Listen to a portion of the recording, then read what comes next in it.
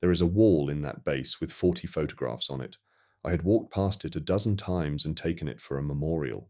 Holt sat me down in front of it and told me what it really was. A list of everyone they had ever sent through the door. And of the 40 before me, 2 had come back. She did not soften any of it. The door had been found 9 years ago, by accident, by a survey team that lost 2 people in the first week and very nearly buried the whole thing in the ice and walked away. They learned to open it long before they could read it, the way you can strike a match without understanding fire. They copied the shapes by hand, set numbers they could not read, sent people through, and waited. Most never came back. The door does not forgive a guess, and they were guessing every single time. She walked me along the wall as she talked, and she knew every face. A geologist who went through on the second attempt and was never seen again. A linguist before me, younger than I ever was, better qualified, who lasted 3 crossings and came home unable to recognize his own wife. Holt had recruited each of them, had stood exactly where I was standing and made each of them the same careful, honest pitch. I asked her how she sleeps. "I don't much," she said, and moved to the next photograph. The 2 who did come back, she told me, came back speaking. One would only recite numbers, day and night, faster and faster, until his heart simply gave out. The other sat in silence for a month, and then one morning said a single sentence, in the dead language I had spent my whole life chasing, and died before anyone could write it down. I had spent 40 years wishing I could hear a living voice say that language. Standing in that room, I was suddenly, deeply glad that I never had. "And then," Holt said, "after 9 years and 38 names, we found a dying academic who reads dead languages. The only man alive who could navigate the one machine that might save us, and the only one whose death was already written, so spending him cost us nothing we were not going to lose anyway." She said it kindly. That was the worst of it.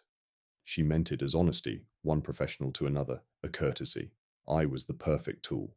Skilled, and already ending. I should have been angry. I think I was too tired, and too far past the edge of my old life to manage it. So instead, I asked the only question that mattered. I asked her what we were actually racing. She turned the screen toward me. The thing set into the door, the position counting down, had been most of a lifetime away when they found it. Now, at the rate it was moving, and moving faster every time the door was used, it would reach our Earth inside the year. "We don't know what it is," she said. "We know the people who built the doors ran from it, all the way down the chain, sealing every world behind them as they went, and we know it caught them anyway. Every world we can still reach is a world they abandoned." She let that land. "I need someone who can read the route, map the worlds between us and it, find out what it is and whether it can be stopped before it arrives at this door." I told her the obvious thing, that I was a dying man, that one crossing had already taken 19 days off a calendar, and God alone knows what off me, that I did not have the years or the body for any of this. "I know," she said. "That's the last thing I need to show you." And she took me down another level, past more locked doors, into a room that was colder than the ice above it.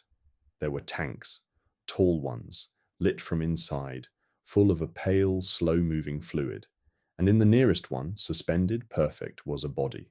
A man's, maybe 40 years old, strong, unmarked, asleep, or waiting. It had my face. I put my hand on the glass. The body inside did not stir. It was breathing, slowly, the way the deeply asleep breathe. It was me, and it was not me, and the gap between those two things is where I have lived every day since.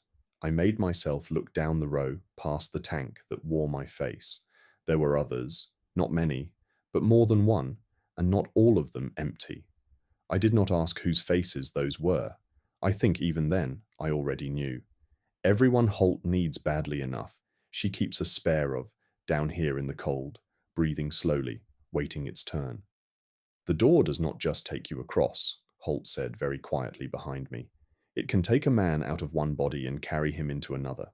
The ones who built it did it to outlast the journey. We have spent 9 years and a great many lives learning a little of how." She looked at the sleeping thing that wore my face, and then at me. "You are dying, Dr. Vance. This is the one road left that does not end in a hospice bed by the spring. We can carry you across into that body, and you can keep reading the door, and you can help us live. But you have to die first, properly, on a table, by our hand."